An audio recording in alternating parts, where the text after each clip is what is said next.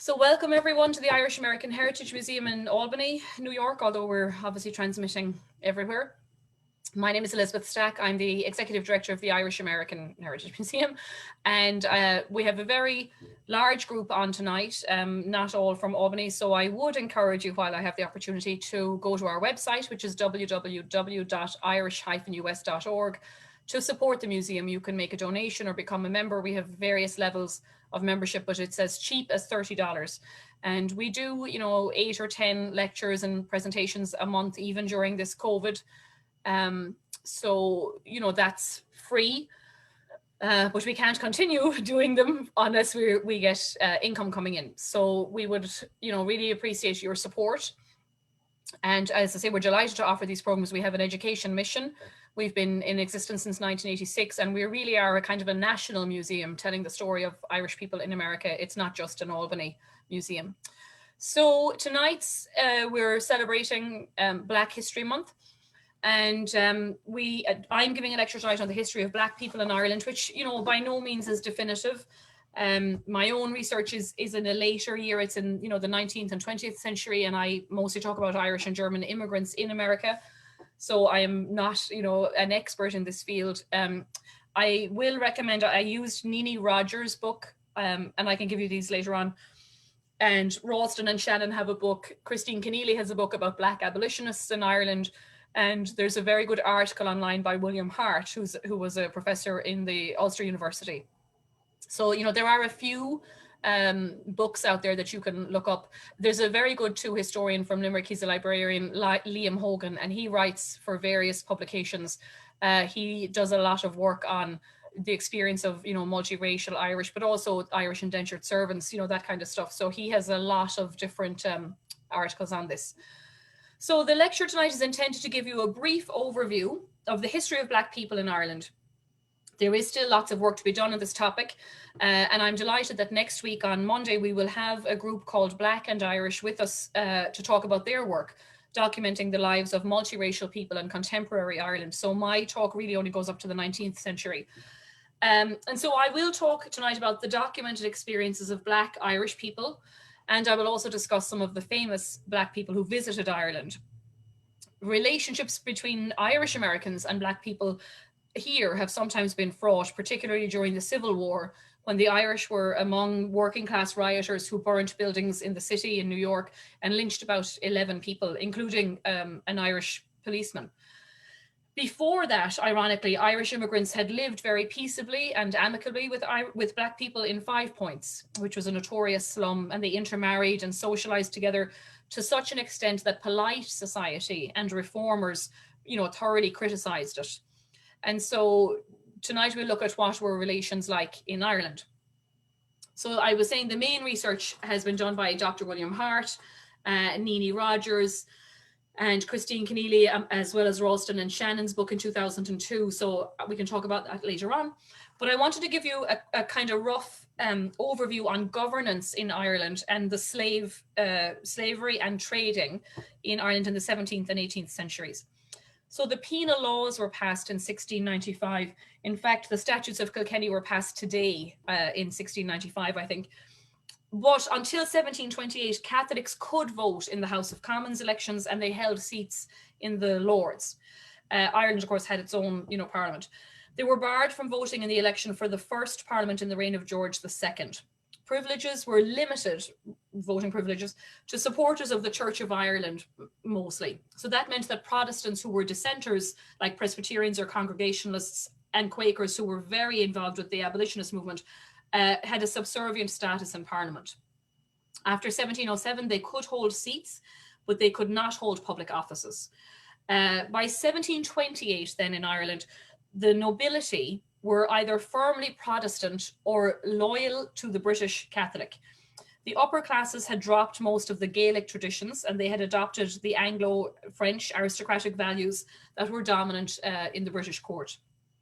Much of the old feudal domains of the Hiberno-Norman or the Gaelic Irish magnates had actually been broken up and given to sort of loyal soldiers, many of whom were Irish, but also, of course, English and Scottish colonial planters. And so those plantations had started under the Tudors, to be honest.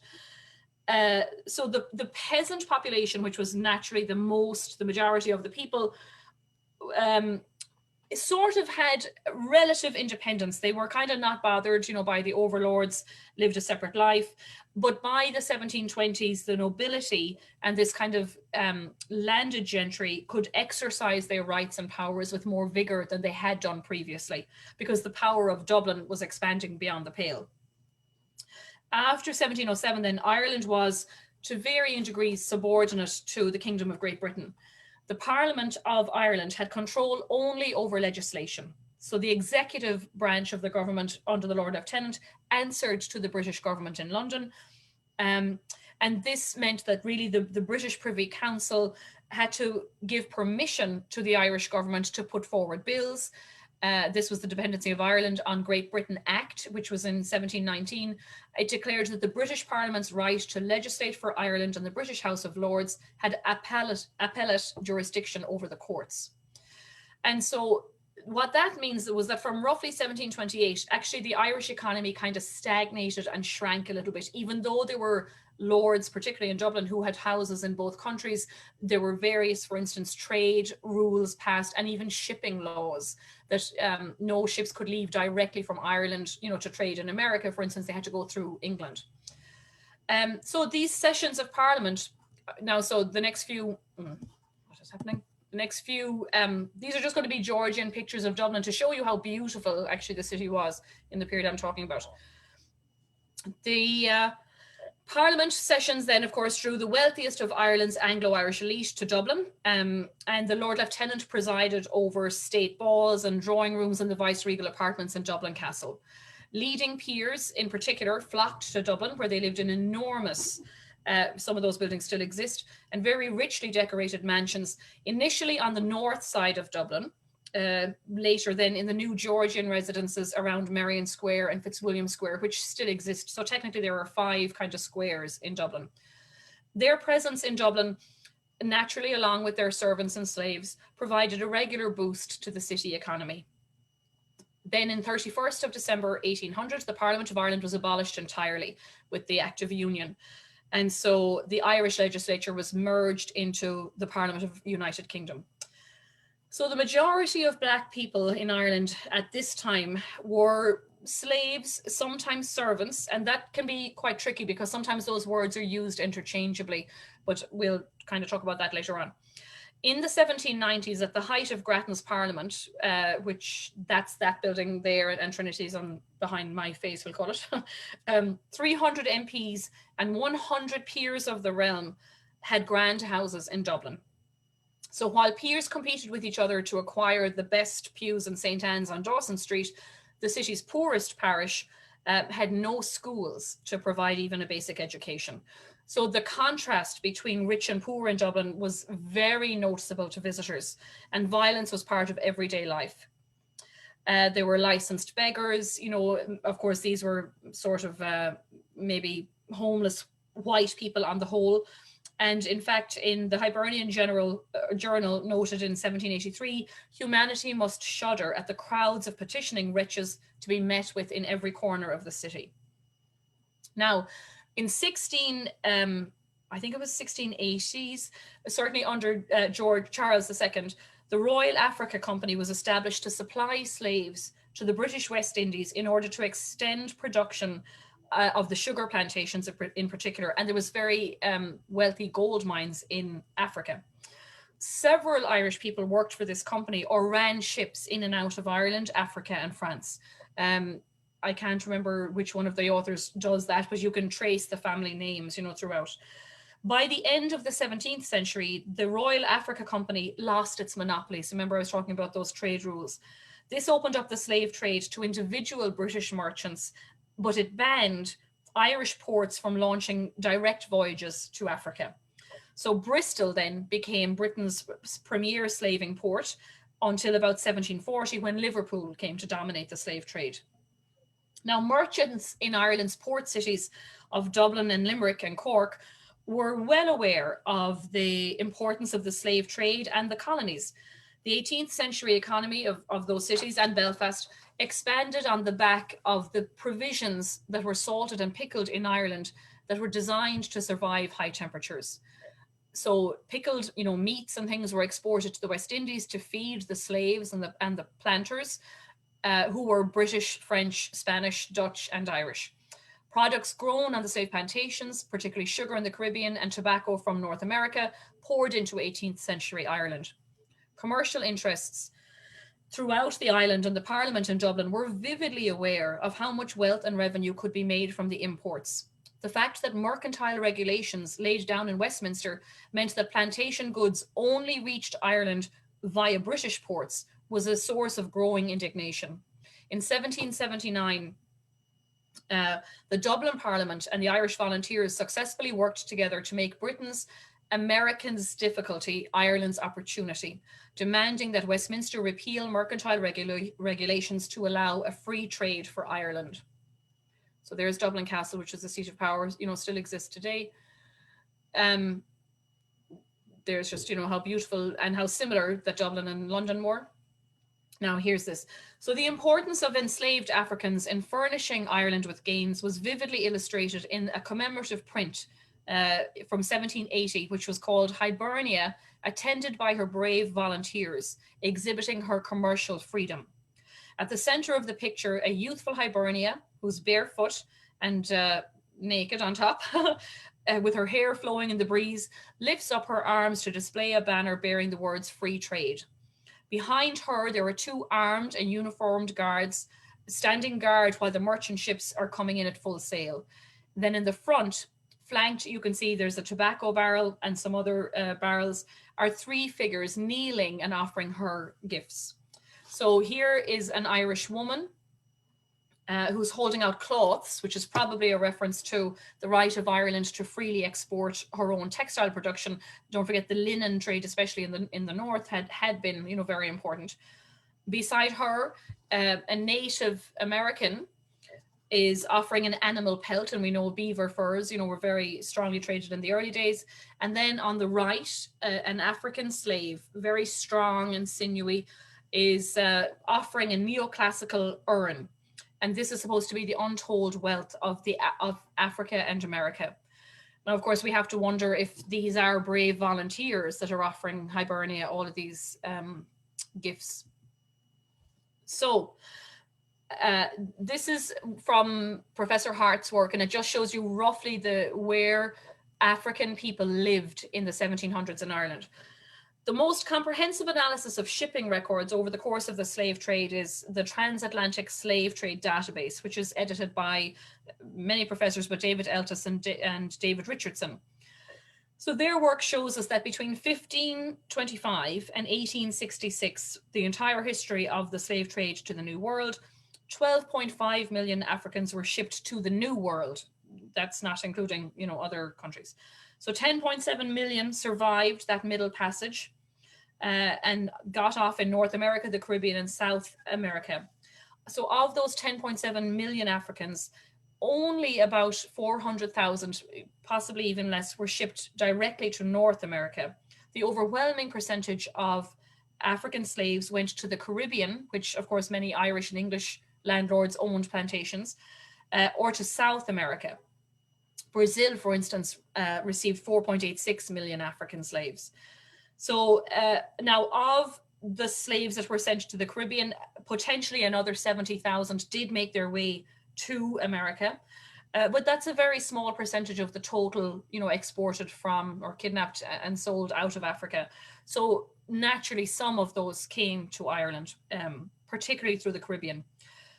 So that Professor Hart estimates there was at least 1,000 Black people living in Ireland in the 18th century, and it could be as high as between 3,000 and 10,000 who were either mixed race or Black by the 19th century. He found in 1750 to 1799, there are 160 separate references to Black people in Ireland in various newspapers. And so that proportion of Black people to the population in Ireland was actually similar to what was happening in France. Now, the newspapers, of course, were concentrated in, Dublin or Cork or Belfast. So there may have been more in other towns or cities that weren't kind of covered by the press as much. So the situation for slaves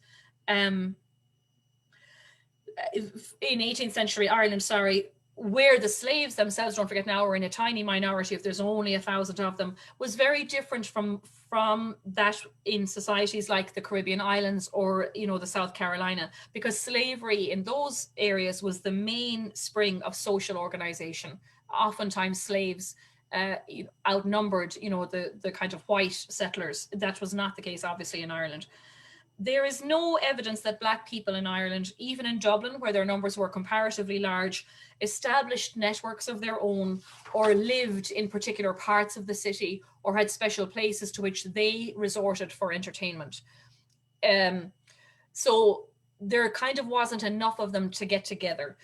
Naturally, because of their color and because they were such a minority, they would have, stood out from the general population. And so it's kind of surprising that there wasn't this sense of group identity or where they could go together to enjoy one another's company. So the small numbers involved may have prevented this from coming to the attention of the public. It doesn't mean that it, didn't happen.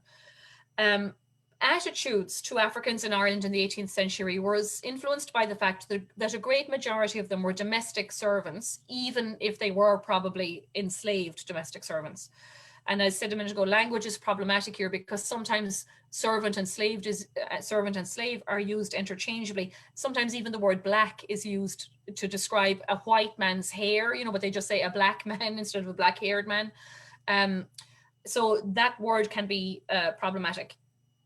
Now, there was a certain social cachet for the very wealthy elites who had a Black or African footman or, housemaid working in their house. The Dublin Journal newspaper in 1783 criticised what it called, quote, this preposterous predilection for exotics, which led employers to prefer sooty-bottomed foreigners to fair-complexioned Irish servants, even though the latter might be ever so eligibly recommended for decency, temperance, and expertness as a servant. And so you'll see a few newspaper advertisements for runaways and adverts even offering slaves for sale in Ireland show the existence of these people on the island of Ireland.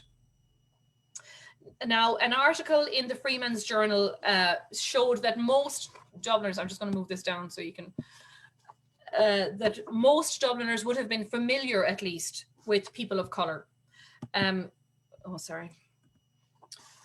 So an article appeared in the paper on Sunday, the 19th of October, 1777, describing this kind of commotion on the corner of St. Stephen's Green. Quote, a female black and child was so closely pressed by the multitude of people crowding around and staring at her that being much affrighted, in vain she endeavoured to retire.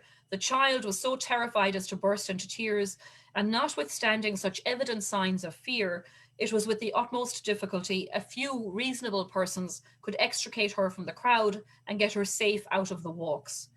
Had she in any manner differed from others of her colour and country so common to meet with, it might have been some apology to gratify curiosity.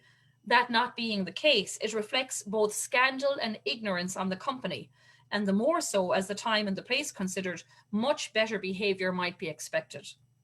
So he says, in that story, we're used to seeing black people on the streets, and, why were these people all agog?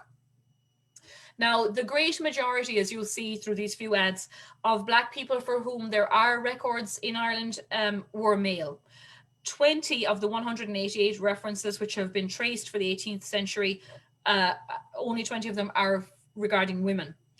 So he says, Hart talks, this may reflect an actual imbalance between the sexes.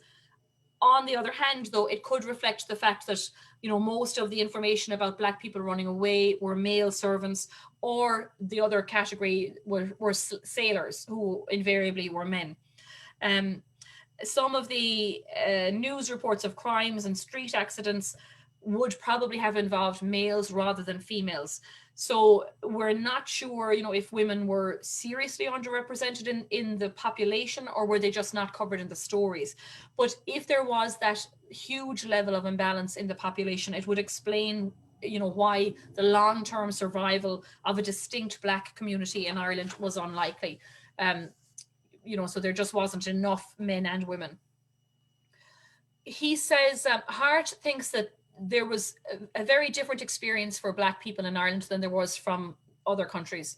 And so he kind of puts it down to three things. The boundaries between slave and non-slave in Ireland were not as sharply defined. There was a greater range of occupations open to Black people than was normally the case in slave societies. So for instance, in Ireland, most of them worked in the house as, you know, kind of high level, you know, parlour maids and footmen, not in farm, out in the farm as labourers. And surprisingly, the attitude towards sexual relations between white people and Black people was comparatively relaxed. So these these absconding slaves were only one of a number of dependent groups who were pursued through the medium of newspaper advertisements. So any indentured servant that ran away, or an undischarged servant or apprentice, someone who's running away from, you know, the army, runaway wives and children, all of those people feature in newspaper ads looking for their help. So slaves were not in particularly singled out, you know, for these ads. And you will see most of these ads are aimed at potential employers who were threatened with prosecution if they take on the runaway. So absconding from a master or a mistress was not a criminal offence. The sanction that an employer could invoke was taking away the possibility of future employment. So if you ran away, look, we hope no person will employ her because she is the property of somebody else. So it's not, you know, really that they're looking in a way for the servant to be arrested. They're hoping to prevent somebody else taking her in, or for the slave, I mean, to be arrested. So the tendency of these adverts then is to link the runaway with something which is a crime, normally theft. And you'll see from the ads, usually it's, you know, the clothes that they're wearing, which is all they've actually taken. They don't actually go with anything, but technically the clothes are belong to the employer, you know. So there was a famous case of Peter Kent, who was an East Indian servant or slave, ran away from his master, Captain Andrew Armstrong of Castle Armstrong in Kings County in 1769. Armstrong placed, of course, an ad in the newspaper describing Kent as his property, accused him of having stolen articles of clothing, and he offered a reward to anyone who would have him imprisoned and returned to the master. Kent had found employment with a man called Owen Coffey, who was an attorney in County Westmeath. Armstrong discovered where his slave was and brought a civil action against Coffey for seducing away his servant. It was tried before a judge in Dublin in July 1770. The plaintiff was found, you know, the case was found for him, and he was awarded £100 in damages payable by Coffey, the defendant. And so the testimony given at trial was that Kent was a slave and was never paid wages by his master. The verdict didn't turn on that fact. It was the fact that as a servant he had absconded, which was illegal, and he hadn't been properly discharged, so nobody else should have hired him. That's what won the case. So no criminal charges, for instance, were pursued against Kent, and Armstrong was not actually, Peter Kent did not return to the service of Armstrong. He took the money. And so his interest seems to have been in obtaining compensation for his loss and not recovery of his property. So, you know, several of the Africans encountered in Ireland at this time were musicians. Jerry, I don't know if we've come to Jerry yet. He was a runaway slave. We mightn't have seen his ad. He was, he played the violin. Regiments in the Irish government, or that were quartered in Ireland, had Black drummers, and at least one, the 29th, had only Black drummers. Black musicians took part in the riding of the franchises or the fringes in Dublin. There were Black youths who were apprenticed to different trades, including apothecaries and things like that. And then others were themselves employers, like the African salvage expert who was recruited to recover the cargo of a ship which went down in Dublin Bay.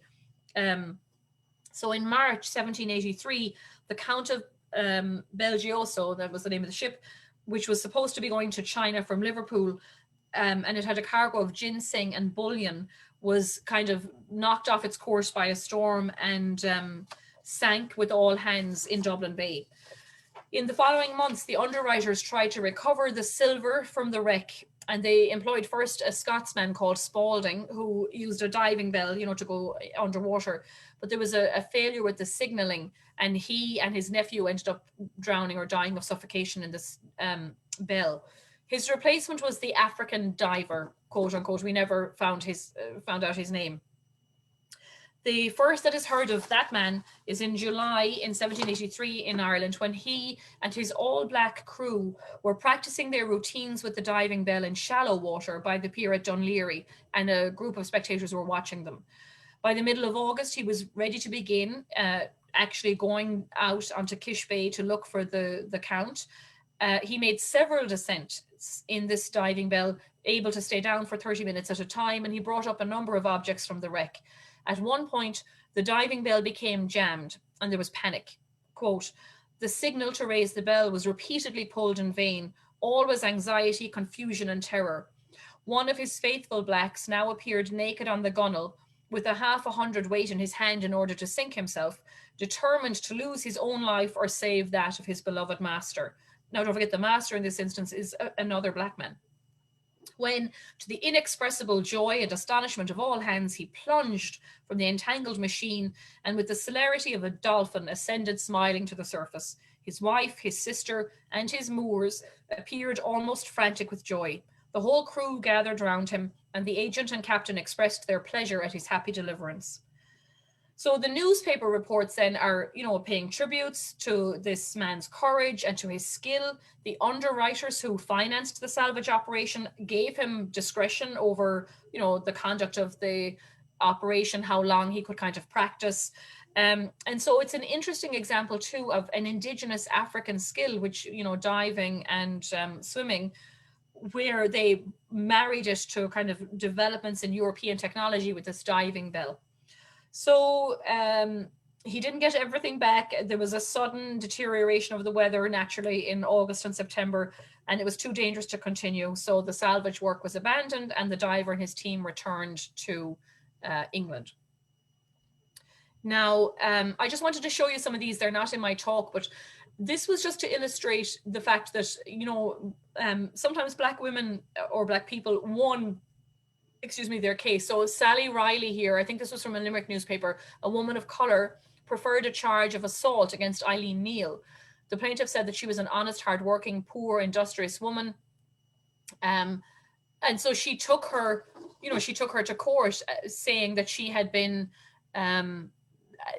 commenced an attack of the most insinuating nature. And she called her all manner of names that would make their worships blush to hear. So, she was able to take this woman to court, Eileen Neal, and they both seem to be kind of working, class people. Here's another one. Anne Henry, who is a woman of colour, was accused by a girl of having stolen her cloak out of Dr. Murray's school. She was there under pretense of receiving instruction, but she stole everything she could lay her hands on. This was not the only offence which she had committed, for she had been discovered committing the same crime before. Henry Street. I think these are limericks, I'm not sure. To be imprisoned for 3 months at hard labour, Ellen Frost, robbing Mary Tufts, a woman of colour. So here you see, the only woman whose colour is mentioned appears to be the victim. And so that's interesting, that this Mary Tufts was able to bring her case, and that Ellen Frost was found guilty and was sentenced to hard labour. And this one is a rape case. Mary Dempsey, a woman of colour, accused 3 men for violating her. The prisoners being asked if they would join in their challenges, they said they would not. The prisoner had a haggard appearance and seemed much cast down. So this lady was overpowered. It says the creature was so overpowered with her feelings that for several minutes she was quite unable to speak. She said she was 19 or 20 years of age. She was born in the county of Galway. Her mother is dead, but her father is living. She doesn't know where he is. Her mother was a Welsh woman. Her father was a West Indian. Her father and mother were married. So, she kind of, her whole background is examined. This is Mullingar in the middle of the country. She tells the story. Several other witnesses, among whom was a person in the name of Duffy, corroborated the testimony of Dempsey, this lady. A few witnesses were examined for the defence as to the character and credit due to the oaths of Duffy and the female, both of whom appeared to be the most depraved individuals, the men accused. So the learned judge charged the jury at considerable length, who returned a verdict of guilty in the course of 20 minutes. So, you know, that's amazing, you know, really, that this woman, any woman, you know, not to mind a free black woman, but that she was able to, you know, bring this case to court in, I think this is the 19th century. I'll have to check the date on that one. So Tony Small, now we're getting into individual lives of kind of remarkable people that we know existed. So Tony Small was actually a runaway slave during the American Revolution, and he saved the life of Lord Edward Fitzgerald, who happened to be at the battle at Eustis Sticks, which was the last battle in the Carolinas in 1781. He basically pulled the bleeding Lord Edward off the field, brought him to his cabin and dressed his wounds, and told him that he was a slave whose owners had left the Carolinas and he had kind of escaped. So Lord Edward Fitzgerald offered him a job as a paid servant, brought him home to Ireland, paid for him to be trained as a barber. He lived with Fitzgerald in Leinster House. I'll show you a picture of that now. And Lord Edward Fitzgerald commissioned this painting of Tony Small by the artist Thomas Roberts. And apparently, you know, later on, Tony marries another servant. I think her name was Julia. Yeah, Julia. And this is Leinster House where he lived. And he moved to London, but the two corresponded for the rest of their lives. He was a very dear friend, really, of Lord Edward Fitzgerald. The most famous black Irish person in the 18th century was probably Rachel Baptiste. And this is not her. This painting is attributed to her, but the title of the painting is Portrait of a Young Woman, and we don't know who it is. But this was painted around the same time. So Rachel Baptiste made her debut in 1750 at Crow Street Theatre in Dublin. She was a scholar of Palma, who was a famous, you know, maestro, and it was in his honor that the concert was being held. The audience was to witness something never been seen, apparently, a real black woman, quote, also described as a native of this country. She was a remarkable singer, and she was just about to become a celebrity for the next 25 years. She had quite a range, so she sang classical recitals and contemporary songs. Fair Kitty, Beautiful and Young was a favourite during the 1750s. And for the next few years, she appeared regularly in Dublin at private assemblies, as well as Marlborough Green and Smock Alley and Crow Street. So I just wanted to show you this. Rutland Square is now Parnell Square, and one of the pictures I showed you at the start was that. Sackville Street, of course, is O'Connell Street, and here's Marlborough Gardens. So all of this was the north side of the city for any of you who've been to Dublin. And then here's Smock Alley. They've just actually recently kind of renovated it, or they're in the process of renovating it. So it's the oldest, newest theatre in Dublin. I'll just go back. So in 1767, Rachel was on a tour in Kilkenny, and she sang to a very appreciative audience. One man was so moved by what he saw and heard that he turned to poetry to convey his high opinion of the singer, and his poem was published in Finn's Leinster Journal. He says, "Fame's done thee right, thou hast the lulling art that can soft music's melody impart. Envy herself must thy perfections own, and say thou art worth of the laurel crown. Let the white fair ones swell with proud disdain." You know, so, and he goes on, it's a very long 17th century, 18th century poem. So she's referred in another letter as a celebrated black siren, that she has irresistible charms of her throat, would persuade people to part with their money. And she sings, as I say, throughout Ireland and England. She appeared always apparently in a yellow silk gown, and the audience would comment on how beautiful her sable furs were.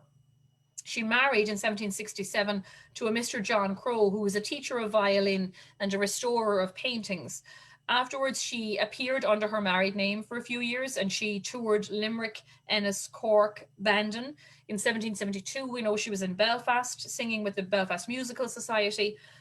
She appeared in England, in London and Bath, and was celebrated to universal applause, she said herself in an account. Liverpool newspapers report that the celebrated singer from the Gardens of Dublin, so she is acknowledged as being an Irish person, sang in Ranelagh Gardens in Liverpool in 1758. The Irish Dictionary of National Biography speculates that Rachel is probably likely to have been the black singer and actress who played the part of Polly Peachum for the first time in the Beggar's Opera, and that of Juliet in Shakespeare's Romeo and Juliet in Lancashire about this time. So we don't really know much more about her than that, because, you know, her husband's name and profession, we don't know anything else than that about her private life. And we're not sure what happened to her after her last recorded public appearance, which was in Belfast in 1773. And so it's kind of amazing that this incredibly famous woman just disappears off, you know, the radar with a very short, basically a 25-year career. So it shows you that, you know, African people in Ireland, even though predominantly servants, did have a wide variety of occupations and certainly a better social status in a way than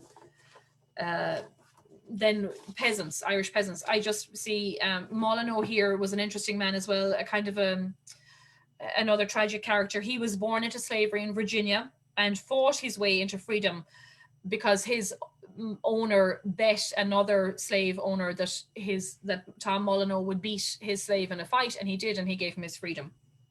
So he developed a reputation as a skilled fighter and headed north to New York, working on the docks and fighting in bare knuckle competitions. He was America's essentially the first sports star, and he journeyed to London in 1809. He joined forces there with a man named Bill Richmond, who was also a freed slave and fighter, and he became his trainer and manager. In December 1810, Molineaux, or Molineaux, we would say Molineaux at home, fought in this most famous and brutal match for the title of world champion against a British boxer, Tom Cribb. It lasted a whopping 39 rounds and included less than honourable manoeuvres on Cribb's behalf, which resulted in him winning, although most people believed Molineaux had deserved to win. So they had a rematch in September 1811, and Cribb won that one easily because Cribb had been training and Molineaux actually had to work. Molineaux then travelled to Ireland in 1815 and taught fighting in Connemara and Mayo.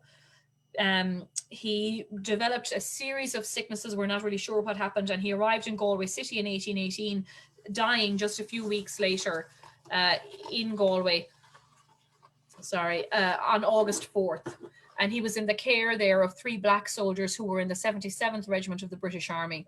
At the time, he was buried in an unmarked grave, but news of his death spread to England and America, and his skills as a boxer were widely remembered. He was posthumously inducted into the International Boxing Hall of Fame in 1997, imagine. And Galway has recently installed kind of plaques and things on his honour.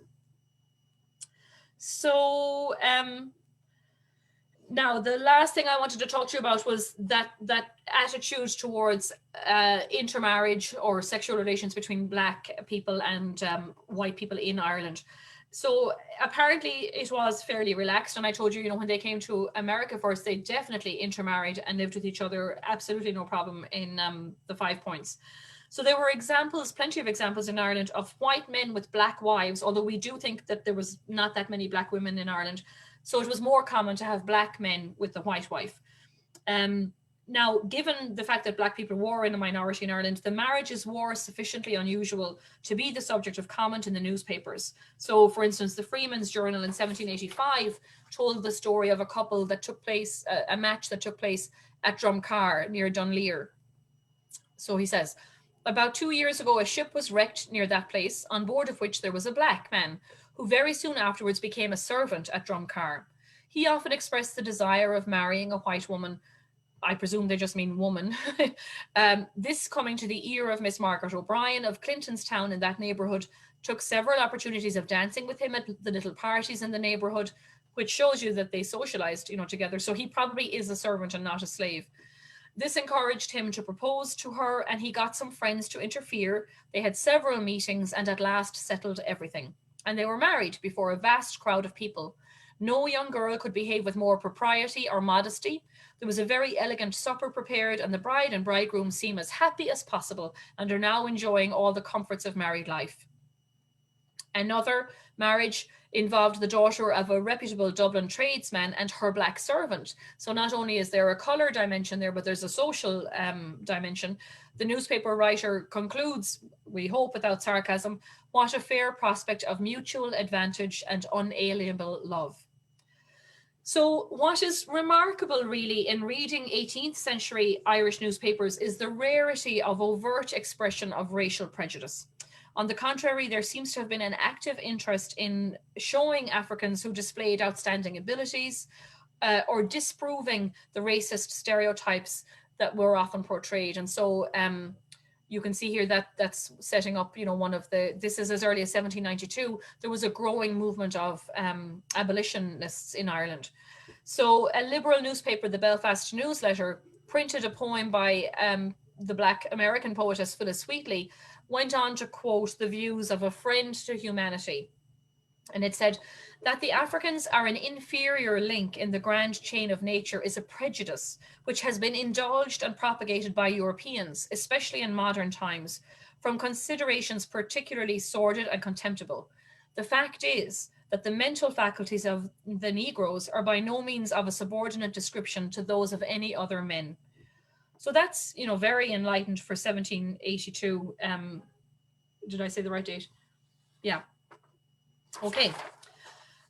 So Ireland then became a safe haven for Black abolitionist lecturers, both fugitive slaves and freeborn persons who journeyed transatlantically in order to highlight the evils of slavery and to plead the case for the anti-slavery movement with the goal to secure an Irish alliance.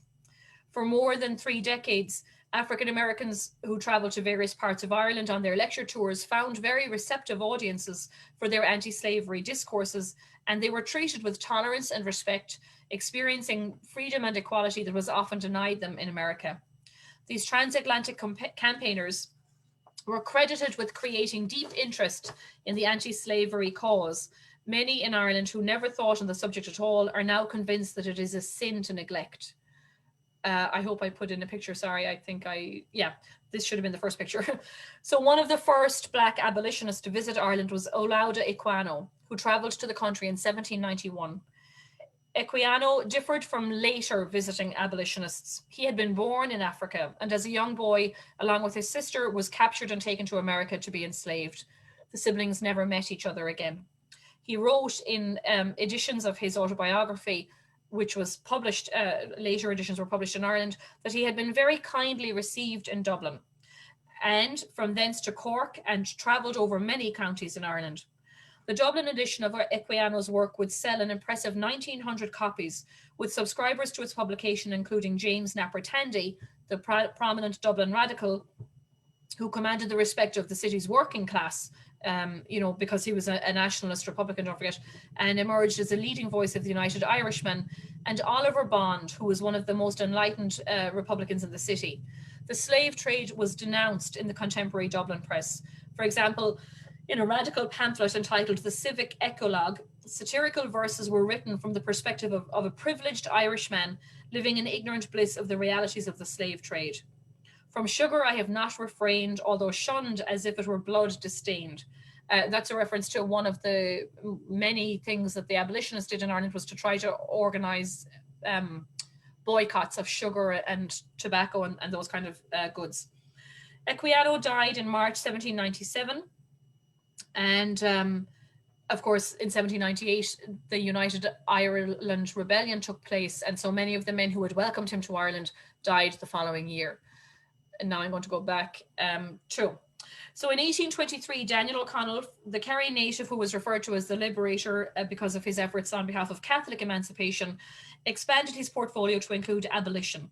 He condemned American slavery as anathema to the fundamental principles upon which the country of America was established.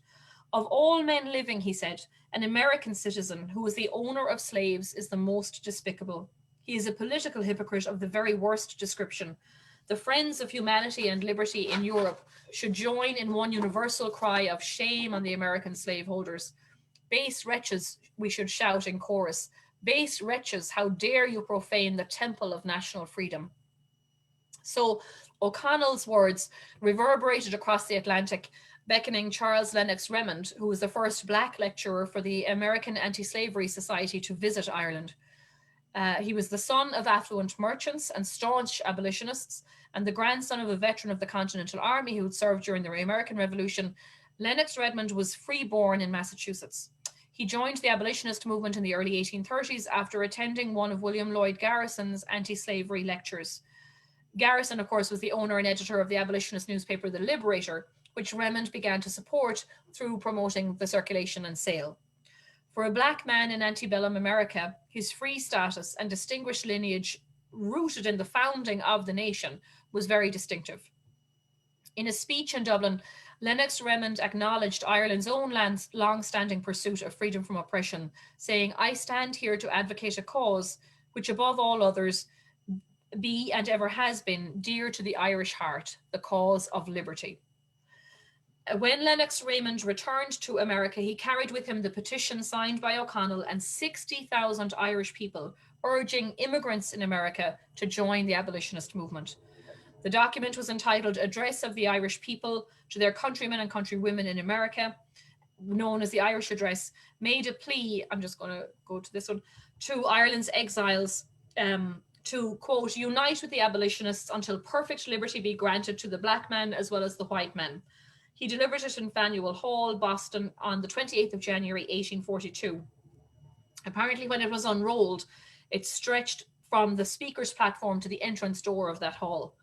And it was received by the large assemblage with cheers and loud acclamation of applause. There were over 4,000 people present, and many stood up to respond to the address. Garrison, referring to the petition which lies here before me, stated it was a gift of glorious old Ireland to America and an incendiary document that would burn up nothing but slavery. Now, this painting is the Anti-Slavery Society Convention of 1840 by Benjamin Robert Hayden, and it's in the National Portrait Gallery in London. Richard Davis Webb, who was the co-founder of the Hibernian Anti-Slavery Society, here he is, and he was a relative of the Fisher family in Limerick, can be seen in the centre background to the right of the speaker. Remond was at this convention, but in protest at its exclusion of women delegates, he sat in the gallery with them as a show of solidarity. So I'm not sure, like there's a woman right here, so whether this is the gallery or not, I don't know, but there is, you know, a black man here, and there was one, you know, there's a few throughout the audience. So it's interesting that that man Remond is here, but he showed solidarity with the feminists of the day by not sitting on the main floor. Okay. His trip to Europe, Remond's trip to Europe, had been funded by suffragist activist groups in Massachusetts. And so Frederick Douglass, who we have, we have our exhibit about Frederick Douglass in Ireland on display at the museum at the moment. In 1845, 27-year-old Frederick Douglass, so this is not the picture of him then, who was an escaped slave from Maryland, travelled throughout Ireland, delivering 40 very well-attended lectures in Dublin, Limerick, Belfast, Wexford and Waterford. Douglas's masterful oration skills, combined with his unfaltering commitment to freedom and equality, induced the Liberator to laud Douglass as the Black O'Connell. So the two men met in Dublin. Daniel O'Connell died not long after they met. And of course, Frederick Douglass was in Ireland for the first year of the famine, so he witnessed the horrific poverty of Ireland. Richard Davis Webb, that man that we saw in the previous painting, who was a printer and the founding member of the Hibernian Anti-Slavery Society, published the Irish edition of Douglass's autobiography, The Narrative of the Life of Frederick Douglass, American Slave, which sold out quickly. The second run contained significant additions, a preface and an appendix, and those modifications allowed Douglass to articulate the political and social changes he envisioned for America, which made the Irish edition a noteworthy publication, you know, in the canon of his works. The Irish people's acceptance of Douglass, evident by their crowded to suffocation attendance at his lectures and the treatment of him as an equal, although he was a fugitive slave, had a profound effect on him. He acknowledged to a friend, "I have undergone a transformation." In a letter to William Lloyd Garrison, Douglass explained the basis for the metamorphosis. "One of the most pleasing features of my visit thus far has been a total absence of all manifestations of prejudice against me on account of my color. The change of circumstances in this is particularly striking. I find myself not treated as a colour, but as a man, not as a thing, but as a child of the common father of us all. Oh, sorry. William Wells Brown, we're nearly finished. William Wells Brown, who was an escaped Kentucky-born slave and abolitionist lecturer, was on a tour in Europe when the Fugitive Slave Act was enacted in the US. This act required all escaped slaves, once captured, to be returned to their owners. Brown, of course, was worried about the risk of apprehension because of his public profile, and so he remained abroad for an extended period, traveling to Ireland, England, and France. And he wrote a book called 3 Years in Europe, Places I Have Seen and People I Have Met. In reference to his visit to Dublin in 1849, again, don't forget during the famine, Brown unequivocally expressed his opinion of the Irish people. The Irish are indeed a strange people. How varied their aspect, how contradictory their character. Ireland, the land of genius and degradation, of great resources and unparalleled poverty, noble deeds and the most revolting crimes, the land of distinguished poets, splendid orator, the bravest of soldiers, the land of ignorance and beggary. And of course, Ireland, was going through, as I say, the famine, but you have, 25% of the population living in mud cabins, one-room cabins. And so we were really facing a crisis ourselves at that time between the landed gentry and the political Protestant ascendancy class and the Irish Catholic class. So, it's interesting that he sees that tension. Similarly, Samuel Ringgold Ward, an abolitionist born into slavery in Maryland, journeyed to Ireland in 1854 as an agent of the Anti-Slavery Society of Canada.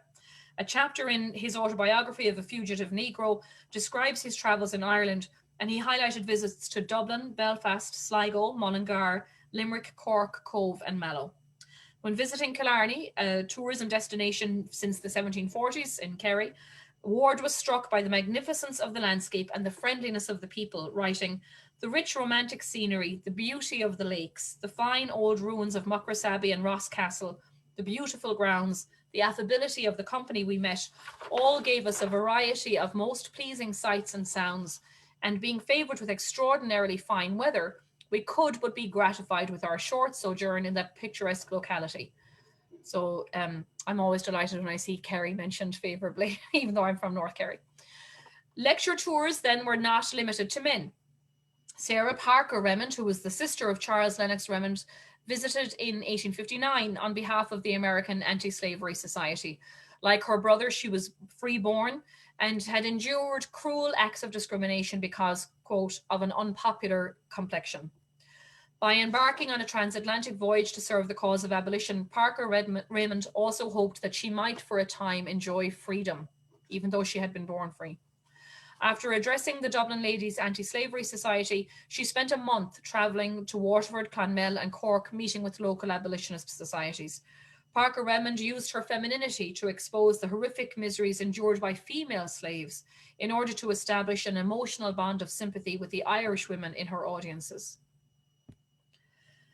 Though the subject matter of her talks was intensely sensitive, accolades were bestowed on the speaker for possessing convincing presentation skills. Quote, "In all she said, there was something so persuasive." Parker Remond transcended the gender barrier at a time when it was uncharacteristic for any woman, but particularly a lady of colour, quote unquote, to make a public presentation. She ended up settling in Italy, where she trained and worked as a doctor. And we talked about him a minute ago. I just had them in the wrong order. And then Mary Ann McCracken was the sister of Henry Joy McCracken. This is an Irish woman, but it was important to mention her.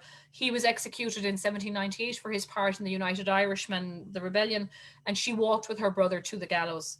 Mary Ann was an equal rights campaigner petitioning for education, child welfare, and prison reform, as well as an end to the slave trade. She led the Women's Abolitionary Committee in Belfast at the height of the anti-slavery movement, wearing the famous Wedgwood brooches, which were adorned with kind of an image of a slave and the slogan, "Am I not a man and brother?" She continued to promote the cause long after the spirit of radicalism really had died in Belfast. By the 1850s, the liberality of the 1790s had evaporated in the aftermath of the failure of the 1798 rebellion, the executions and exiles of the leaders, but also we were into famine times. In 1859, Mary Ann McCracken wrote to Dr. Madden, who had been another huge abolitionist and previous slave owner, saying, "I am both ashamed and sorry to think that Belfast has so far degenerated in regard to the anti-slavery cause." In many ways, Mary Ann McCracken had outlived her generation. She commented to a friend, "Belfast, once so celebrated for its love of liberty, is now sunk so low in the love of filthy lucre that there are but 16 or 17 female anti-slavery advocates and not one man, though several Quakers, and none to distribute pamphlets to American immigrants, but an old woman within 17 days of 89. And in fact, at the age of 88, she was working on the Belfast docks, handing out anti-slavery leaflets to the people boarding ships to go to America, where slavery was still practiced. So, in 1833, the Slavery Abolition Act was passed, ending slavery throughout the British territories. All slaves were freed, although most became apprenticed to their previous owner and were supposed to work for a wage, and all owners were paid reparations through the Parliament. Now, this obviously does not happen in America. It's probably one of the reasons, that the Civil War occurs, because there is no sort of national response to ending slavery. 107 individual claims for compensation for giving up their slaves were made by persons based in Ireland. 180 in total had an Irish address, although may have been also based in England. These 107 individuals owned 15,869 slaves across 13 different colonies and countries. And I said most of them were actually in the Caribbean. Among these Irish people was Howe Peter Brown, an ancestor of the Brown family that owned Westport House until 2017. As governor of Jamaica in the 1830s, he was fiercely opposed to slavery and incurred the wrath of local slave owners, but it did not stop him claiming £5,526 in compensation for his 286 slaves, which is about 850,000 euros today. Several Irish clergymen claimed compensation for slave ownership, among them Reverend Richard Wynne of Drumcliff and Sligo, who claimed the ownership of 30 slaves in the Virgin Islands. The amount he received is not listed. He was the grandfather of Irish feminist, nationalist, and social activist Dr. Kathleen Lynn, the founder of St. Ultan's Hospital. So, like, in 2 generations, it's amazing how far forward that family go in terms of social justice. 2 members of the Latouche family in Dublin received the equivalent of $1.1 million today in compensation for the 385 slaves they owned in Jamaica. And there's Latouche properties all over Dublin. Enslaved people did not receive compensation. So that's the end of the talk. I know 1 or 2 of you came in late towards the end, so it'll be available to watch on Facebook. But if anyone has questions or comments, and I know it was a bit long-winded to listen to me talk for a full hour, I'm sorry about that. So I'll take questions or comments. You're all muted, so you'll have to unmute yourself. I have a question. Hey, Megan. Hi. Do you think, I don't know if I'm just shooting in the dark, but do you think Irish people were more open to slave, like they were quote unquote friendlier to slaves because they knew what it was like to be treated poorly by the English? Do you think that might have had a... I think that's an interesting question. I sort of do. Like, there's a few books on whiteness studies, here in America. One of them is very good. Roediger's book called The Wages of Whiteness, which kind of talks about how Irish and Jewish immigrants more or less adopt kind of white supremacy or certainly buy into that system. I have a funny feeling there's kind of 2 answers to your question, and I'm not an expert in this field, but I have a funny feeling that poor peasants, Catholic Irish peasants, may not have come in contact with many slaves and or servants, because they would have worked in the house at a kind of a higher level and were a better quality servant. So I suspect that a lot of the social sort of approval and all of that was either from the abolitionists and the Quakers and the kind of reform minded middle class, we'll call them, people, or Yeah, so I think I'm not sure what the everyday Irish person ever interacted with a black person. Certainly, they wouldn't have had really in Dublin, unless they were of a similar, if they were a servant, themselves. But the interesting thing is we see this throughout where Irish people interact with black people. Like one of the first laws that are codified in, for instance, the Caribbean, is to prevent Irish indentured servants marrying and socializing with slaves. And so, this argument that the Irish were slaves, they clearly were not, even if they were reluctantly sent out or against their wishes sent out as indentured servants, they did have a contract, and under the law they were not recognized as chattel. And so the fact that the law had to sort of be passed that said we don't want servants mixing with slaves meant A, they were okay doing that, and B, there was a distinction between servant and slave. So, and it was the same here in New York. So I think you're probably right, like that most poor Irish people didn't bother them until later there is a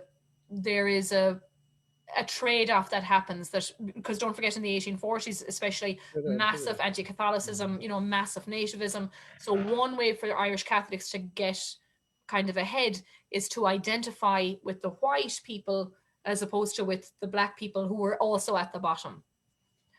So it's kind of a complicated answer. I hope I made sense.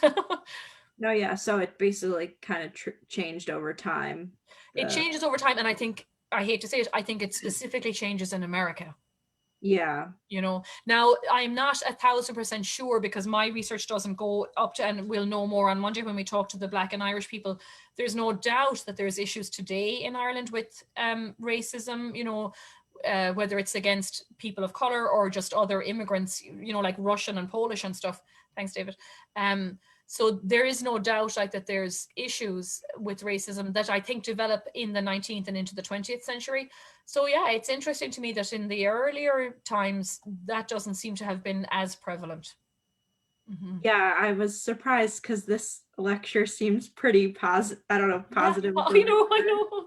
And I was like, is this true? Because it didn't seem realistic based on what other things I've heard later on. So I would say it's very much of its time, and there's tiny sources. Like, so we're probably quoting all the good sources. I don't know if sources exist, but like to think that there were court cases that a black woman could bring white men to court and win her case, all of that I find that is truthful, and it's very optimistic, to think about it in terms of that. I do think in the 19th century, things probably harden up, and there's probably a greater, because there's more competition for scarcer resources. And that's what happens here. So you've got the famine, you've got, as I say here, that kind of the Irish population in New York worried about freed slaves coming north, taking their jobs.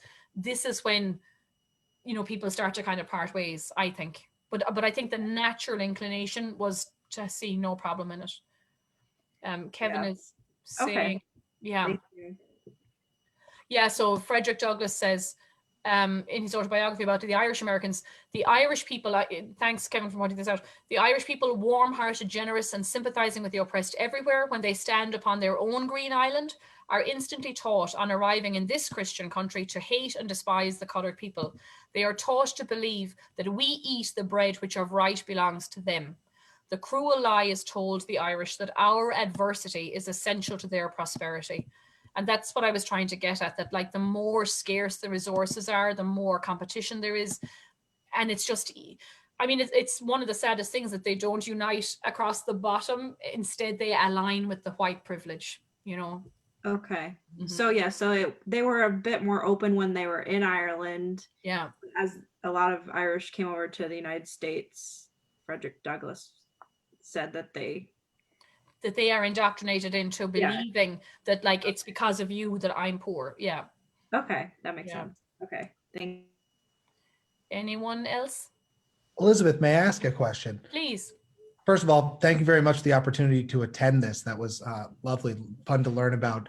My question is about the fluidity between the terms slave and servant in Ireland. It's not altogether uncommon, right? In late 18th century Nova Scotia, for example, after the Revolution, Black loyalists are often called slaves and servants interchangeably. Mm-hmm. And historians have kind of shown that part of the reason for this was because with the stroke of a pen, legislators could outlaw slavery. Mm-hmm. So referring to slaves as servants was a way for slave owners to protect their property from legislation that could take it from them in an instant. From your readings, would you say the same is true in Ireland, that the fluidity between the terms slave and servant might be a tactic on the part of slave owners to protect their property? Or do you think that it's possibly due to something else, like the commonality between practices that slaves and servants would perform, especially, domestic servants and enslaved people? Because I just found that really interesting. That's definitely not the case, right? The fluidity between those two terms in most of the rest of the British Atlantic. So it seems rather strange to me that Ireland uses the same practice that I've really only ever seen out in the Canadian Maritimes. I have a funny feeling, Pat, and I could be wrong. I think it sometimes happens in the West Indies too, particularly, in the 16 and 1700s, rather than later on when it's really strictly codified or codified. I think you're right. I actually think it's kind of a bit of both. I think they're, masking the fact that their servant is actually a slave and his property, and so they can kind of hold on to them longer if they're using the correct language. I also wonder if it isn't because their slaves in Ireland, from what I understand, particularly in the 1700s, are sort of skilled domestic servants. Like, they're not out working the farms and stuff. Not that Ireland was the breadbasket of England, but that's not being done by slaves. And so by slaves. So I think that might be one of the reasons that they genuinely were house servants as a job, as opposed to a label. And so just as kind of a shorthand, they call them servant, rather than slave. But I have no doubt that a lot of those servants were enslaved people, yeah. Makes me really think critically again about the Canadian Maritimes, because so many people, especially from Northern Ireland and parts of Scotland, ended up in Nova Scotia, right? And Prince Edward Island and what becomes New Brunswick. So possibly maybe this practice of the fluidity between those two terms is imported from Ireland as opposed to North America, where it really wasn't the case. So thanks for that. That's really interesting. Not appreciate it. I do think that's interesting because it's the same people traveling around, I'm just going to check the chat. The horrible event in New York was ignited by the requirement of conscription.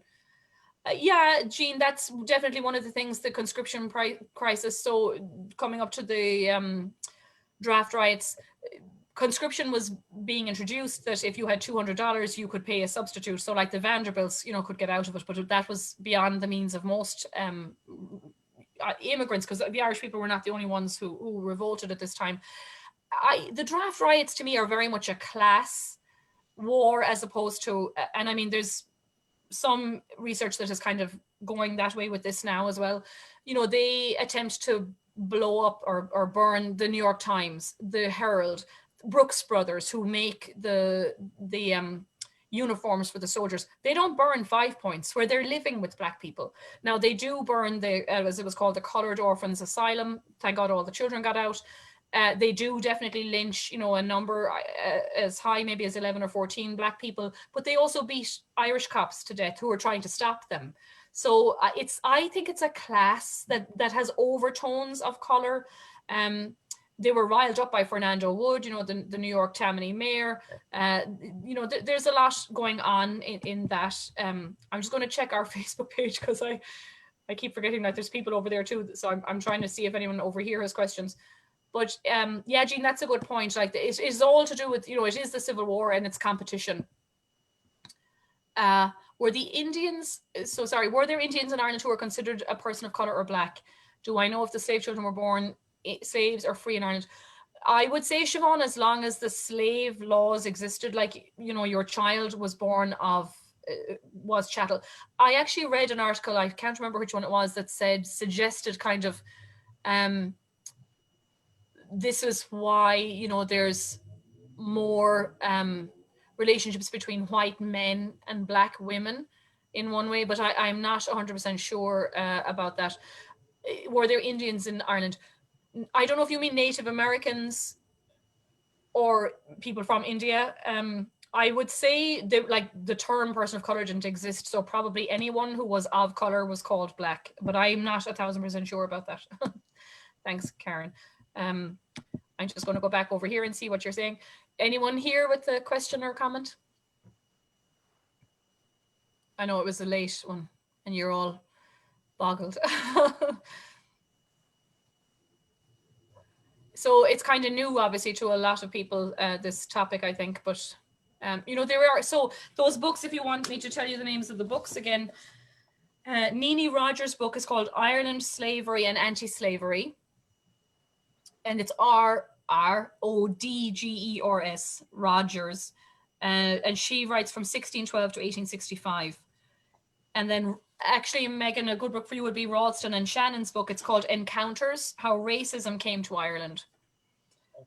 And then, what did I say? Thanks, Jeff.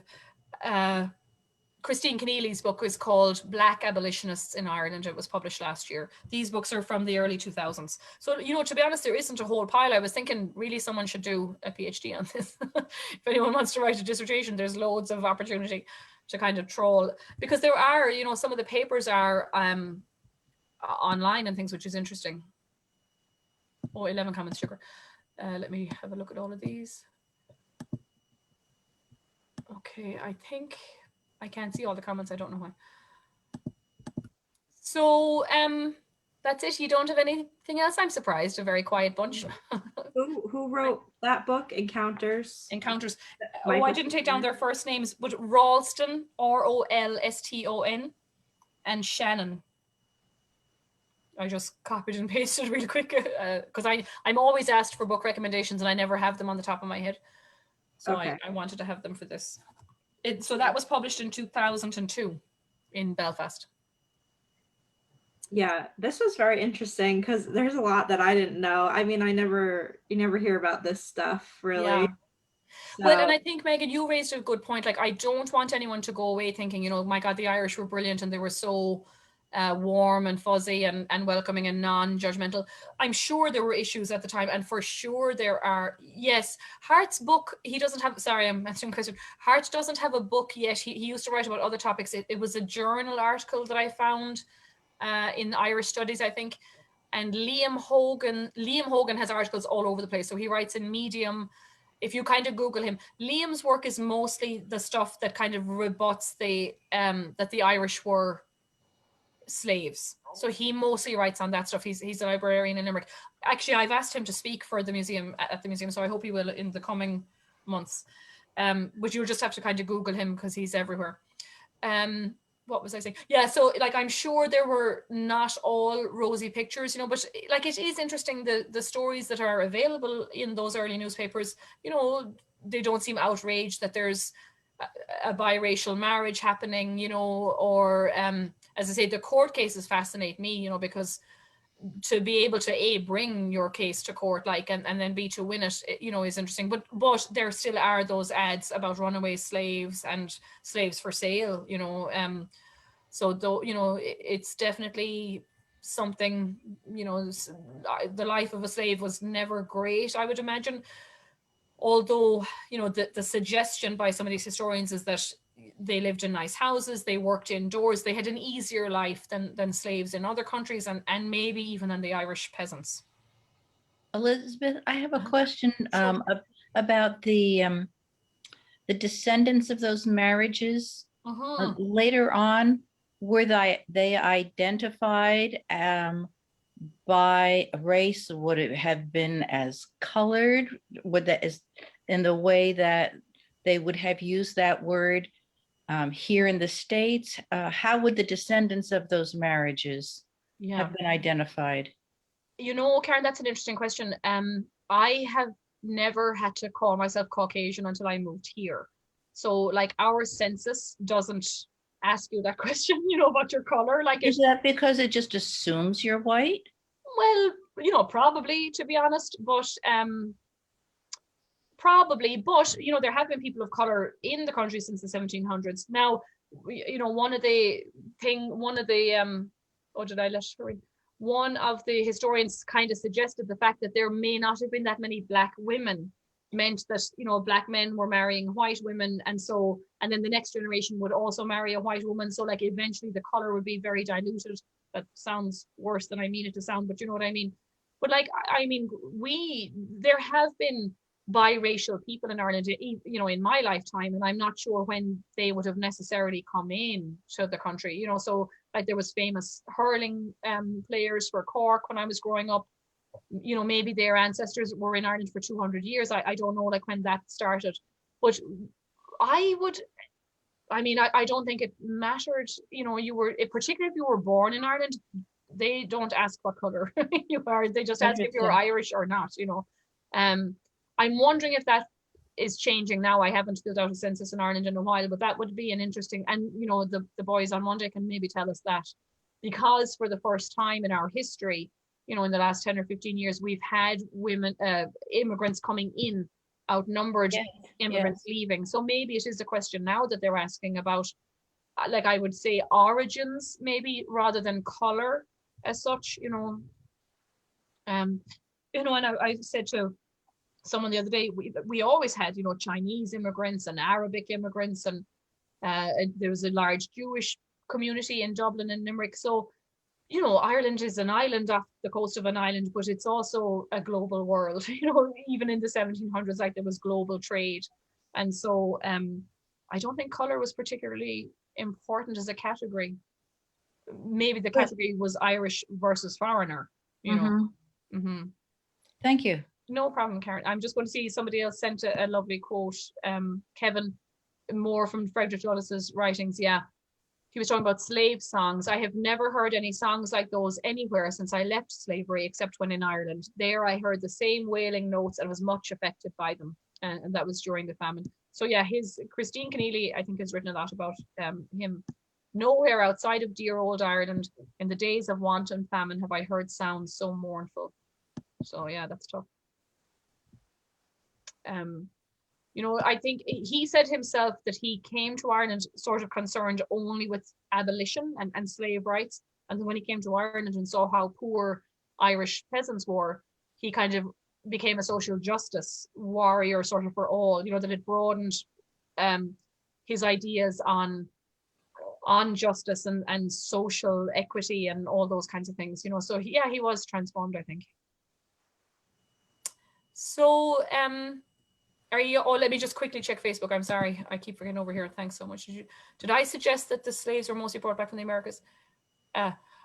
Well, Siobhan, I don't know. So Siobhan asks, was I suggesting that slaves were mostly brought back from the Americas? It's hard to know.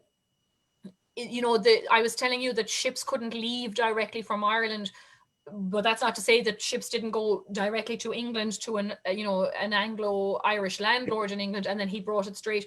So we don't fully know. Like, definitely some of the Irish and British people owned plantations in the Caribbean, and there's a possibility maybe that they brought their slaves with them to Ireland.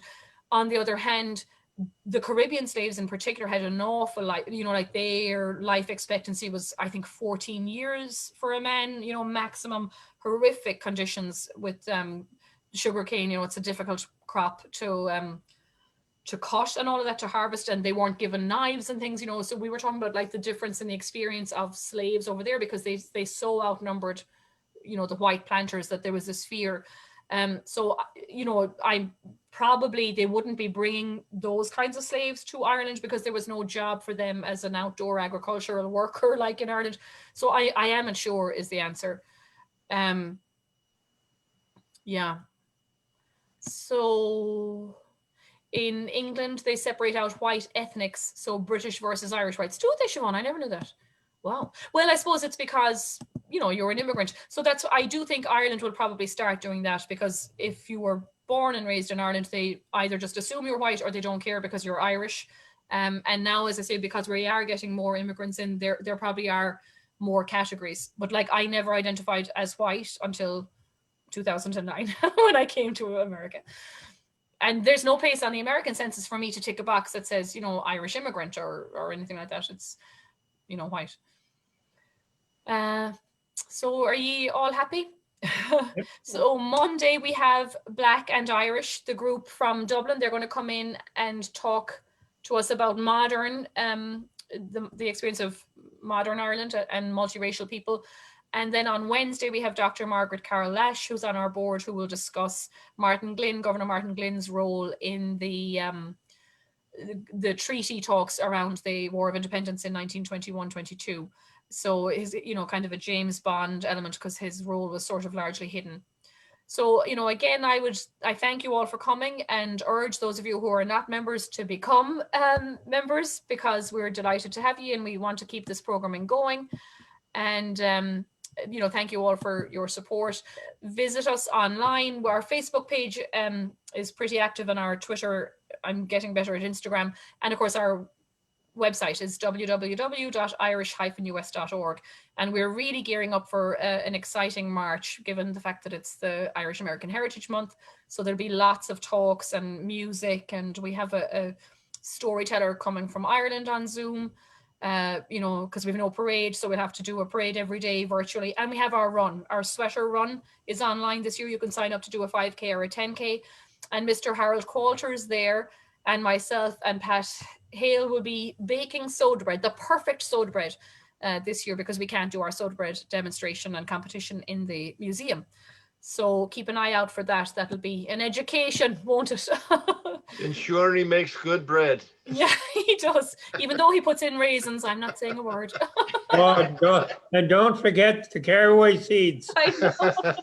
No caraway seeds. That's absolutely true. No caraway seeds. So thank you very Elizabeth, much, everyone. I hope you have a great night, and you know, stay warm out there. I hope there's no snow where you are. If anyone's interested in the Oh, sure. famine, this is a book about the USS Jamestown that took 8,000 barrels of food to Ireland from the Americans. Yes, was that from Boston? That And it's it left from Boston. Yeah, the USS Jamestown. It's called The Voyage of Mercy. Oh, very good. Yeah, Okay. excellent thank book, you. and very detailed on the famine, and just not, we can't imagine just how bad it was. Oh, I know. Yeah, horrific. What Asenath Nicholson too, you know, was a Quaker woman who went to Ireland and wrote, you know, horrendous details about cannibalism and, you know, finding corpses in houses and dogs eating them, and, you know, details that maybe Irish people hadn't wanted to record, or, you know, chose not to record. So yeah, the eyewitness testimonies are amazing. So thank you again. Thank you, everyone. Elizabeth. Thank you, Great to Elizabeth. see you all virtually. And, Well Good to done. see you, Qualters. and I'm looking forward to having you all in person in the museum. Hopefully soon. Yeah, hopefully soon. Exactly. Yeah. Okay. Take Good care, Monday. everyone. Take care. Have a good Night. night. Bye-bye. Night, Thank you. everybody. Bye-bye. Bye-bye. Where's leave the meeting? This is- Thanks, guys. Oh, here we go. Let me, There we go. okay. Okay, perfect. Take care.